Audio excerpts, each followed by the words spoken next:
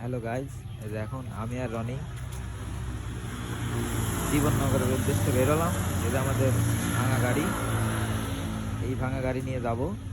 এখন আপনারা বলুন, এই গাড়ি নিয়ে কি ঘুরে আসা যাবে ইনশাল্লাহ। নাকি রাস্তার মধ্যে পড়ে থাকবো? না না, ইনশাল্লাহ আমরা কোথায় যাবো, আপনারা সবাই দোয়া করবেন যেন দেখেন, আমাদের এখন পৌঁছাতে গ্যাস পারি। ফিল করছি।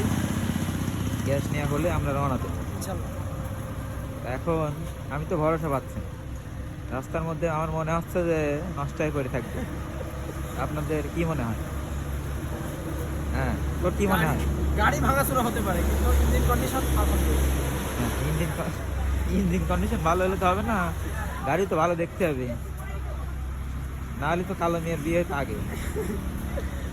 সব কিছু দেখতে ভালো হতে নেই, ঠিক আছে। হ্যাঁ, তো এই ভাঙা গাড়ি নিয়ে এখন যাব 100 কিলো, আপ ডাউন 200 কিলো। হ্যাঁ, আমার মনে হচ্ছে আমি রাস্তার মধ্যে ঠেলা লাগবে গাড়ি। নো নো, ভালো লাগবে না ইনশাল্লাহ। আচ্ছা, দেখা যাক, যদি ঠেলা লাগে আপনাদের আপডেট জানানো হবে।